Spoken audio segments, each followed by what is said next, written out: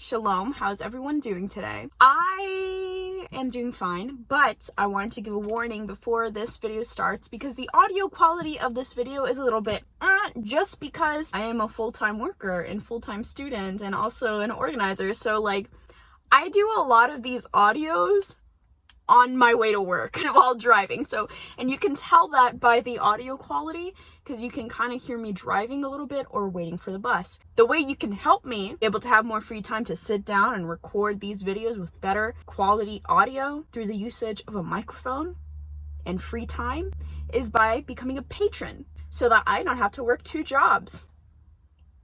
Also, I recommend that you watch this live stream between me and Marxist Paul. It was really fun to talk about Anak Bayan and what I do on the ground and what I want to do with this channel. So go check that out and subscribe to Marxism Today if you haven't already. You should have. I'm going to show you a little clip of this and then we're going to go on with the video. I'm joined Anak Bayan to serve the people. That includes the Filipino community in the United States that is predominantly working class and suffers from racism, exploitation. The Filipino community of migrant workers, domestic workers, and J-1 visa student workers, Filipino workers trafficked by shady businesses. I wanted to serve the people, all the working class people in my area who are suffering economically, denied the right to unionize, denied basic necessities like healthcare, housing, food. The proletariat of Washington, D.C., now because of gentrification, all that black proletariat, Chinatown, the Salvadoran and other Central and South American working classes are almost gone. They're being pushed out. That's why I joined, because I saw that Anak Bayan was serving the people. Fire! Go on Marxism Today and click on that live stream. And I hope you enjoy this video. This is what the search results look like when you look up man-made famine. Because of that, you'd be inclined to believe that man-made famines are a thing of the Soviets, that there's something inherently wrong with collectivization and centralization that causes a bajillion deaths by the hands of sadistic commies. In other words, you'd believe that socialist states, not capitalist and other dictatorships of the ruling class such as fascist and monarchist states, are to be uniquely associated with famine. This, however, is wildly inaccurate, an ahistorical view of the recent history of man-made famines that reeks of anti-communist bias and ruling class propaganda. To be clear, there were famines in both the Soviet Union and the People's Republic of China and other socialist projects due to government mismanagement, natural disasters, and capitalist sabotage. The Great Famine in Ukraine, more colloquially known as the Holodomor in the west and western parts of Ukraine, did happen.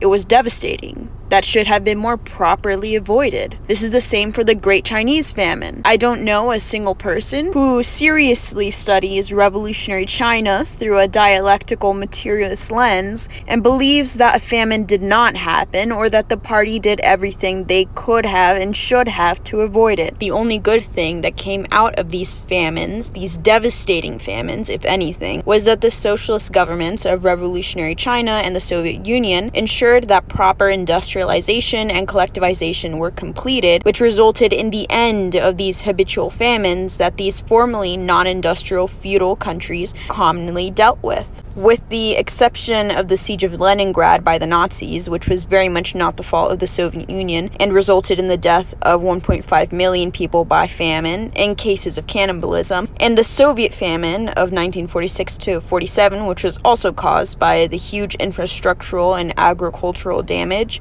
in the western part of the country due to the Nazi invasion. It's very hard to try to blame that on the Soviet Union. We're all in agreement that the famines during the Great Leap Forward and the famine in Ukraine and Russia and Kazakhstan were horrible. It's the number of deaths which some Western academics claim resulted from the Great Famine in Ukraine and the Great Famine in China, where any principled historian raises their eyebrows. The real number of the amount of deaths due to the Great Famine in Ukraine are estimated to be between 2 million to a very maximum of 4.8 million. Out of a total population of 32.7 million, this is a devastating 6% to 14.6% of the population. However, anti-communist propagandists have been using numbers like 7 million to literally 20 million to describe how many people died in the Great Famine, which implies that they think that the death of 2 to 4 million people is not significant enough. I honestly find that very insulting. It's senseless, baseless propaganda, which, by the way, regardless of intention, serves as a tool of Holocaust obfuscation, a form of Holocaust denial through the double genocide theory. People who say 20 million Ukrainians were killed is claiming that 61% of the population of Ukraine died as a result of the famine. This has been disproven time and time again, but anti-communists still believe it because they truly believe that Stalin killed 20 million people, or want you to believe that he was for reals worse than Hitler, guys. So please don't be mad that we are building statues of Nazi collaborators. Sorry,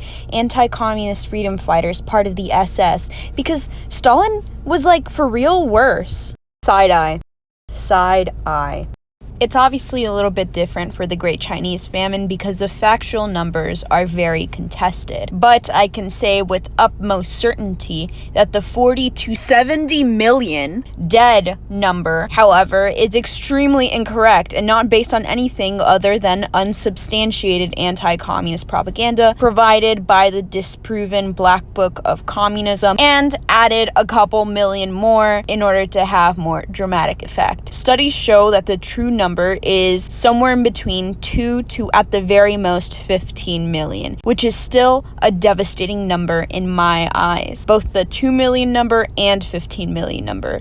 Those were all lives that shouldn't have been lost. It is important, however, to account for the fact that China was no stranger to famines, and you will see they happened extremely often and on a more devastating level in this video. And it's important to realize that the industrialization of the Great Leap Forward by the revolutionary government of Mao Zedong made it so China never again had to deal with famine. We should also account for the fact that in 1948, the People's Republic of China had a population of 647 million. This means that even if we were to believe, despite all evidence that suggests otherwise, that 40 million people died of starvation during the Great Leap Forward, which is not true, then 6.2% of the population of China would have died.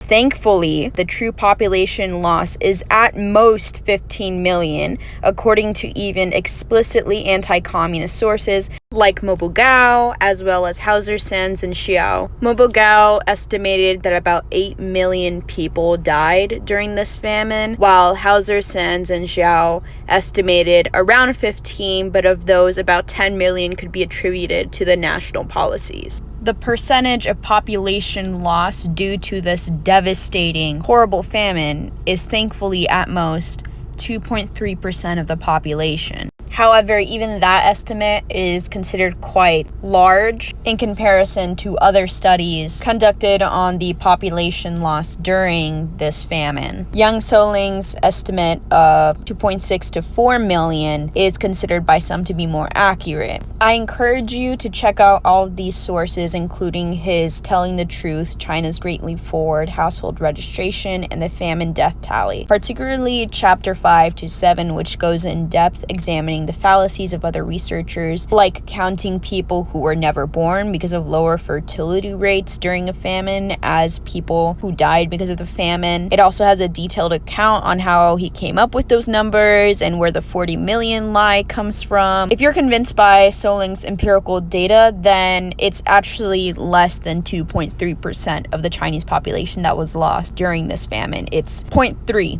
to 0.6% of the Chinese population. Once again, the loss of 2.6 to 4 million lives is still horrifying, and the estimate of 8 to 15 million deaths due to that famine, or 1% to 3% population loss, would still constitute one of the largest famines in history by death toll. Certainly not largest by percentage. For example, the Irish potato famine I'll talk about killed 12% of the Irish population, and unlike Ireland, after the Irish potato famine, the population size and life expectancy in China actually increased due to communist rules, national industrialization, and collectivization policies despite the devastating Great Famine. Though I don't believe in bullshit propaganda, I'm very ideologically consistent when it comes to criticizing the governments of the Soviet Union and the revolutionary government of China when it came to how they actually did mismanage and fail when it came to preventing famine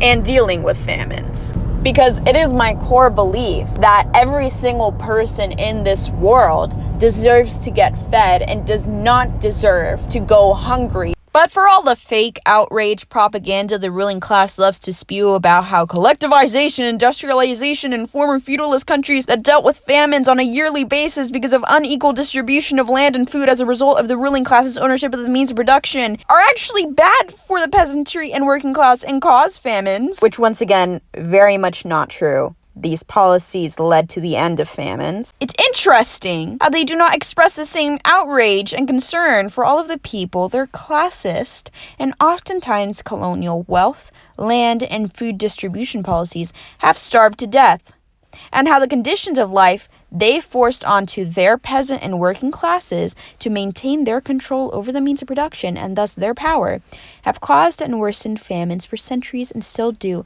today. So let's do a little fun thing where we estimate the true death toll of famines caused by the ruling class and their devoted fascist hordes since the development of modern capitalism started in the late 1700s to early 1800s. Before the Chinese revolutionary masses formed the People's Republic of China in 1949 and mass murdered all of your grandparents who owned the monopoly of egg production in China, how many famines had occurred in China since the 1800s? Let's list them. The Northern Chinese famine of 1876 to 1879 under the rule of the feudalist Qing dynasty was exacerbated by feudalism. This is evident in the fact that 0% of the ruling class was affected by this drought.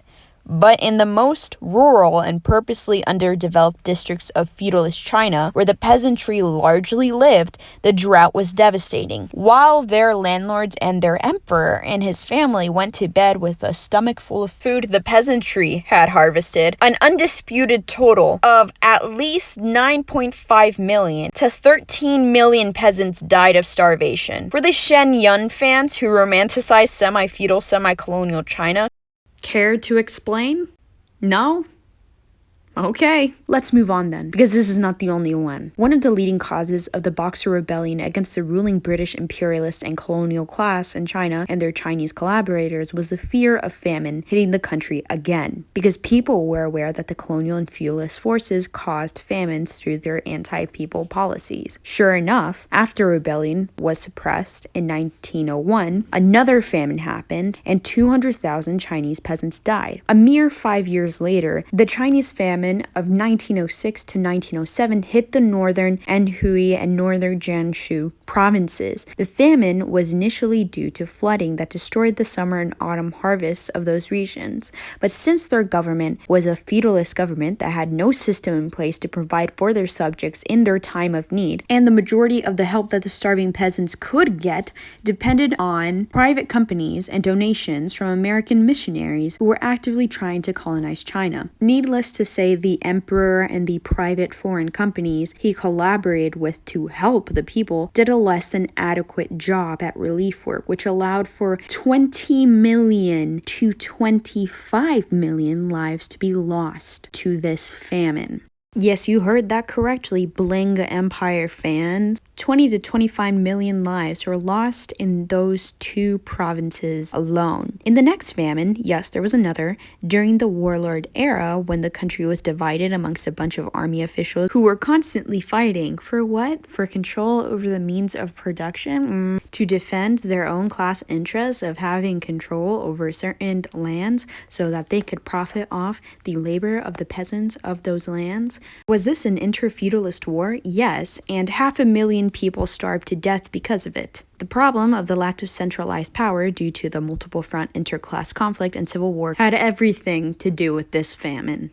The next famine that happened 8 years later took more lives. And just so you're up to speed here, 4 famines have occurred so far in the span of 30 years. This one was during the Nanjing decade when Chiang Kai-shek took control of the Republic of China. Yet another drought hit China, and once again, the ruling class had not taken any measures since the last 500 droughts to prevent these natural occurrences from affecting their population in the future, because it was not within their class interest to care for the lives of the peasantry. The largest factor that aggravated this famine, which ended in the death of 6 million, was inefficiency of relief by Chiang Kai-shek's regime. Same thing with the Sichuan famine of 1936 to 1937 that killed another 5 million. The landlord ruling class of Sichuan at the time enriched itself by taxing its farmers heavily up to 80 years in advance, which left them in an incredibly destitute position and made their livelihood extremely dependent on good harvests. But the drought of that year resulted in various counties of the province losing up to 2/3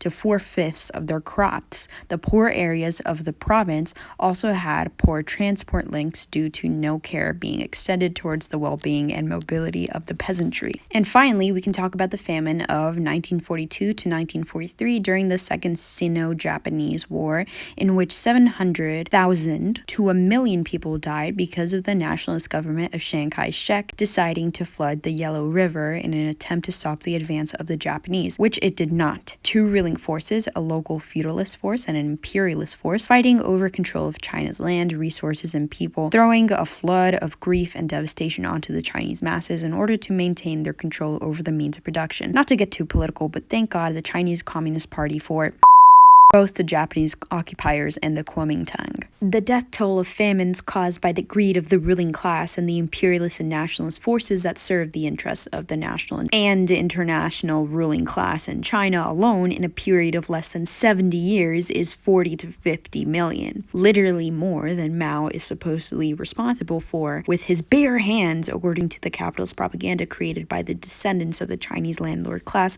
that actually killed that many people. So the following is probably not a complete list. There's probably more famines caused by the greed of the ruling class that I forget to mention. But let's start with famines purposely caused or made worse by colonialist forces in modern history. Colonialism being driven by the class interests of the ruling forces of primarily European countries following 1492, but we're focusing on the late 1700s and early 1800s to today period in this video.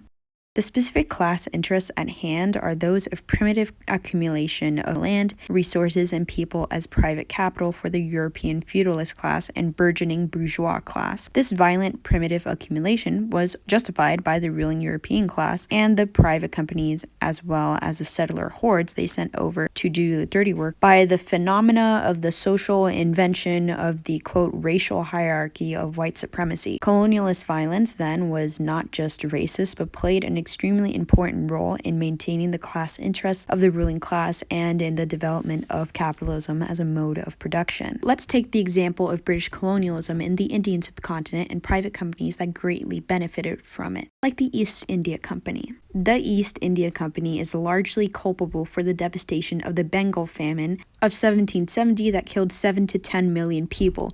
To quote Rahi Chakraborty's article on this, which of course I'll include in the description of this video, under the Mughal rule, peasants were required to pay a tribute of 10 to 15% of their cash harvest. In 1785, however, the Treaty of Allahabad was signed and the East India Company took control over the task of collecting the tributes from the Mughal Emperor, Shah Alam II. Overnight, the tribute increased to 50%. Partial failure of crops was quite regular, an occurrence in the Indian peasant's life. That is why the surplus stock, which remained after paying the tributes, was so important to their livelihood. But with the increased taxation, the surplus deteriorated rapidly. When partial failure of crops came in 1768, this safety net was no longer in place. Thousands migrated from the area in hopes of finding sustenance elsewhere, only to die of starvation later on. Those who stayed perished nonetheless. Huge tracts of farmland were abandoned.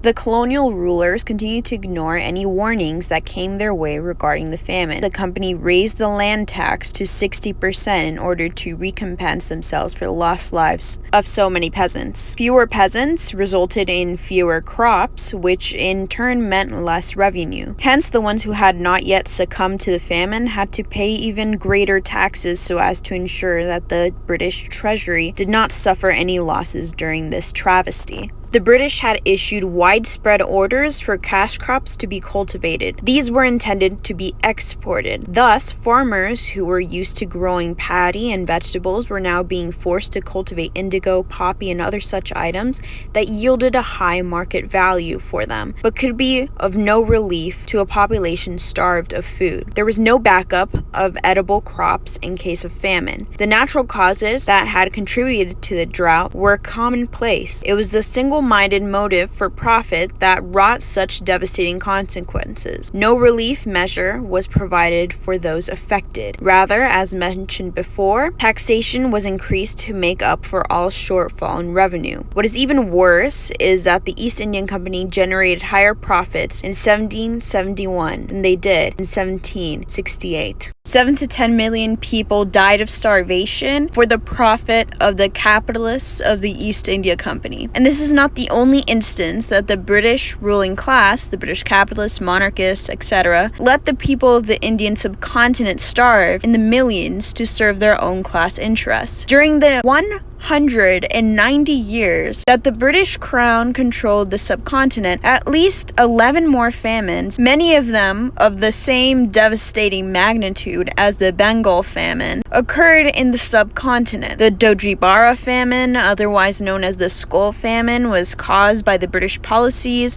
of diverting the majority of the food growth in their colony abroad, putting a ridiculous price on the remaining crops to make them out of reach for the majority of the Indian populace, and the adoption of an agricultural policy that destroyed food production in the colony. 11 million people died as a result of this. The Chalisa famine, the Agra famine, the Upper Doab famine, the Orissa famine, the Rajputana famine, the Bihar famine, the Great Famine of 1876, the famines of 1896 and 1899, and of course the Bengal famine of 1943. This human-made famine that ended the lives of millions of people was caused primarily by the British, and more specifically orchestrated by Winston Churchill and John Maynard Keynes, as anthropologist Jason Hickel describes in his article. As the US and British troops poured into the Bengal to stage military operations against Japan in World War II, the colonial government decreed that, on top of existing mechanisms of extraction, all costs associated with Allied activities in the region would be covered by Indian resources to an unlimited extent until the end of the war. Keynes? I don't know, I don't give a fuck, who was a special advisor on the Indian financial and monetary policy to Churchill, was actively involved in planning wartime funding strategies. He sought to devise a mechanism for shifting resources away from the local population in order to provision the military expansion. He advocated for an indirect tax through deliberate inflationary policy. Here's how it worked. During the 1940s, the colonial government printed extraordinary amounts of money for military expenditure. All of this new demand causes prices to soar, particularly for staple goods. The price of rice increased by 300%, but because wages did not rise accordingly, ordinary people were pushed even deeper into poverty, forcing them to dramatically curtail their consumption of food and other goods. Meanwhile, any additional profits that fell into the laps of business owners as a result of the price inflation were taxed by the colonial state. The inflation was no accident. The impoverishment was no accident. British policy was explicitly designed to reduce the consumption of the poor. The austerity was imposed most harshly on the people of Bengal, who fell into extreme famine, while food suppliers were appropriated and diverted for military use. The policies imposed killed more than 3 million people, many times more than the total number of military and civilian casualties suffered during the entire war by Britain and the US combined. The scale of this tragedy is almost impossible impossible to fathom. If laid head to foot, the corpses of the victims would stretch the length of England from Dover to the Scottish borders nearly 10 times over. During this crisis, a number of officials in India pleaded with Churchill to send aid, but their requests were repeatedly refused. Instead, the British government continued to extract income from India for its own domestic spending, totaling as much as £15 billion, or $20 billion in today's money, from 1939 to 1944. In a conversation with the Secretary of State, Winston Churchill said this about the Bengal famine: "The Bengalis are beastly people with a beastly religion. The famine was their own fault for breeding like rabbits." If you add it all up, at least 50 million and up to 80 million people died during these famines. And I say 50 million under the very generous assumption that the lowest number of people possible who died in these famines might be the correct number, when, for example, in the case of the Bengal famine of 1943's lowest possible number of 800,000 is largely rejected in favor of the 3 million number by historians and anthropologists. 50 million to 80 million. Famines caused by the colonial, feudalist, and capitalist policies of the Chinese and the British ruling class in China and the Indian subcontinent alone in the past 250 years have caused 90 million to 130 million people to die of starvation. Let's run through more famines and talk about how they were caused or exacerbated by the greed of the ruling class: the local, the imperialist, the capitalist or monarchist, or feudalists, the fascists, etc. Those who defend and profit off of class society. One of the major causes of the Irish potato famine, other than the potato blight, was absentee landlordism, aka most of the land in Ireland was owned by Protestant English lords who did not live there. The export-oriented, import-dependent character of the Irish economy under British colonialism meant that the majority of food grown in Irish land was not only owned by the Protestant settlers or absentee landlords, but the majority of the food was sold and exported by them as well, and didn't fall into the hands of the hungry native Irish people during the potato blight. And the English and comprador bourgeoisie were certainly not going to hand the Irish peasantry any food for a fair price while they were starving, of course. 1 million people died, and millions more fled to escape the hunger, reducing the Irish population by up to 25%. The Vietnamese famine of 1945 that killed 500,000 to 2 million people was a direct result of the three imperialist powers, the ruling classes of France, Japan, and the United States, fighting over control of Vietnam during World War II. The Japanese imperialists also starved 2.4 million of the Javanese masses with similar military actions and policies, devastating what little infrastructure they had, hoarding their harvests, and forcing many into grueling slave labor to support the Japanese Empire's class interests. You can lay 7 to 10 million starved corpses at the feet of the ruling class of Persia from the periods of 1870 to 1919. First, with the Persian famine of 1870 to 1872 due to feudalist policies and insufficient relief by the ruling class towards the Persian masses that took 2 to 4 million, and the famine during World War I, which was a direct result of the Eurasian ruling class conflict that led to the occupation of Persia by the British, Russian, and Ottoman empires. 2 million of the Persian people caught in the crossfire of this interclass war that devastated their countries starved during this time. 3 to 4 million Iranians died of starvation and disease. The Allied authorities dominated the use of major roadways and the Trans-Iranian Railroad for their own purposes, and sequestered and deployed Iranian manpower and equipment for the war effort. With a few resources left for farming, combined with a bad harvest in 1942 and an enormous influx of European refugees, famine spread and many people died. Just want to update you guys that right now we are at 107 million to 145 million people starved to death due to the ruling classes, bourgeois, feudalist, and imperialist distribution policies and hatred for the peasantry and the proletariat.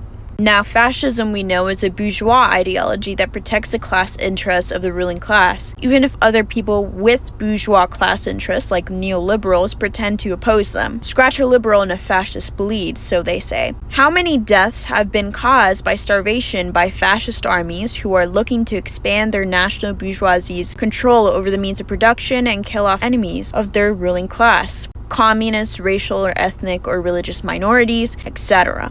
Well, the anti-communist, anti-Semitic, racist, and fascist Nazis' brutal siege of Leningrad against the Soviet people whom they wanted to enslave and eliminate, and whose land they fought to steal to establish a German settlement in the east, led to a horrifying fascist-made famine that killed 1.5 million people in Leningrad. Similarly, the massive infrastructural damage, especially in the agriculture in the west of the country by the Nazis, caused a low harvest made worse by drought that devastated the Soviet Union post-war and was the direct result of the final famine that the Soviet Union ever dealt with. The Nazi invaders are completely at fault for those approximately 1 million deaths by starvation. Wars of the capitalist class against their own or against the masses fighting for liberation or independence are, of course, one of the leading causes of mass death by starvation in recent years. The Great African War, otherwise known as the Second Congo War, caused by the ruling classes of Africa and the European imperialist powers, companies, governments, etc., interest in exploiting the resources of the Congo. A war which has its roots in the assassination and violent overthrow of Patrice Lumumba and his government in 1961.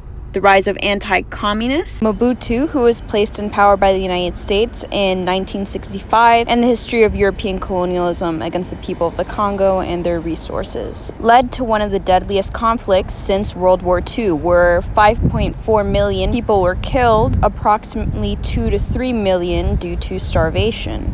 During the Nigerian Civil War, in which the Igbo population fought for their right to national independence from the Nigerian state, who had historically and violently repressed the Igbo people, the Nigerian Navy surrounded Biafra and imposed a blockade against them to deliberately starve Biafran civilians. This led to the murder by starvation of 2 million people. The Nigerian dictatorship of the bourgeoisie was in large part motivated to conduct this genocide by their interest in maintaining the control over the oil of the Niger Delta. Currently, we are at 114 million to 153 million dead by starvation alone due to ruling class interests. But other famines caused by sanctions imposed by the ruling class and their fascist puppets against a people to deliberately starve and weaken them so that they can once again gain control of their lands include the famine in the DPRK, which killed at the very least 200,000 people, or up to 3.5 million people, and was caused by the fall of the socialist bloc and the illegal dissolution of the USSR, as well as the brutal sanctions imposed on them by the Western imperialist powers who sought to destroy and overthrow the DPRK to tap into the trillions of dollars in wealth of minerals found on their land, including the monstrous CIA plot which prolonged the famine. The CIA paid civilians in the DPRK in rice at the border between China and the DPRK if they cut off their cows' tails. For those who don't know, when cows lose their tail, they lose their balance and power. This was done to ruin agriculture even more and starve out the people of the DPRK.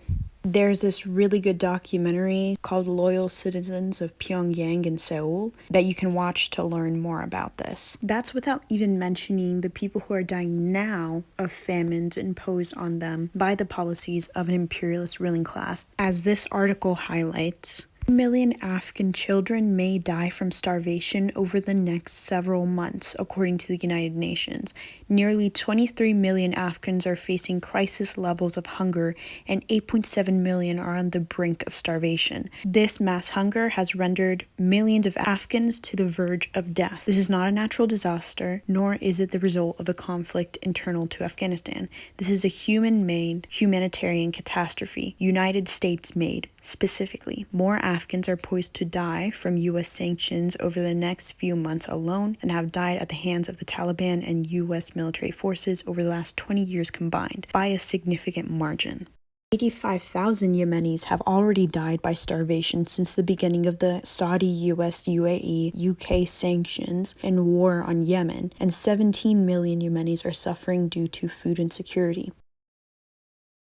There are so many other famines I haven't even mentioned. Some of them include the almost 2-decade-long Wollo Tigray famine in the Ethiopian Empire during the reign of Haile Selassie, which was caused by prolonged negligence by the imperial government towards agricultural and industrial production and infrastructure, feudal policies, and the clash of Belgian and German troops that destroyed Ethiopian land. Or the 1992 famine in Somalia, directly connected to the Somali Civil War, which the European imperialist powers had a clear role in due to their class interests, in which about 220,000 to 300,000 people starved. As I mentioned before, this list is not complete or all-encompassing. There are other famines which have not been named, but we can say with utmost confidence that at least 114 million to 157 million people in this world have died due to famines and mass starvation caused by the ruling class since the development of modern capitalism.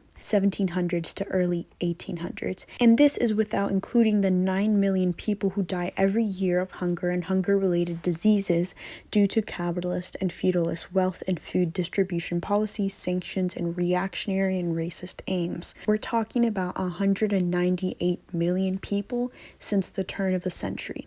The ruling class's policies and interests since the development of modern capitalism is responsible for the death by starvation and famine of at least 300 million people. Famine continues to be a facet of life for proletarian people living under the hegemony of the imperialist, aristocratic, local comprador, national bourgeoisie, and landlord capitalist class. How many people are starving around the world today? 882 million. And due to overproduction and production for profit rather than for use, because food and water in the eyes of the capitalist class is a commodity to sell and not the human necessity that it is, how much of all food produced for human consumption is wasted, thrown away? 1/3. 1/3. 11% of the world right now is starving. 882 million people, the majority of which are workers and peasants. The people that till the fields where the food is grown or work in the factories that the food is produced in. 282 million people, part of the class whose labor power is relied upon to produce this food for food companies, are going to bed hungry, and these multi-billion-dollar food corporations that profit off their labor throw out 1.3 billion metric tons of food every year while underpaying their workers so that they cannot afford to buy enough food to nourish themselves. And these capitalists then have the audacity to tell people of the working class that they have to oppose communism because it causes famines. Really? Propaganda produced by the ruling class against the communist revolutionaries that seek to overthrow this unjust system so that the workers have control over the means of production of food that the capitalist class violently denies them, tries to paint communism as a failure characterized by famine and starvation, and yet when you look at the world around you, the capitalist world, the class society you live in, you will see that millions of people are not dying of starvation because of communism, but because of class society's brutality. Hundreds of millions of people. The simple truth is that communists haven't historically caused famines. They have historically ended them. It is the capitalists and other ruling classes that have the blood of at least 300 million people by famine or by starvation in their hands. It is their class interests that are the cause of the death of 9 million a year by starvation.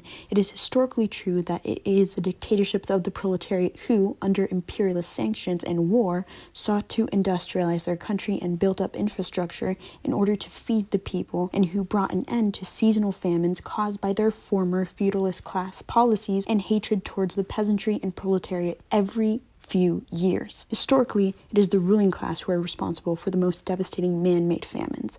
Material reality shows us that it is not communism and collectivization or centralization that must be overthrown to prevent man-made famines. It is class society.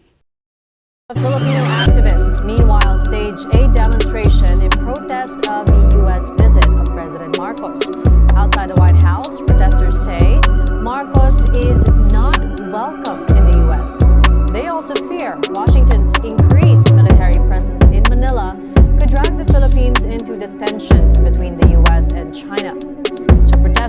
also gathered outside the Ritz-Carlton Hotel to put the spotlight on the human rights situation in the Philippines.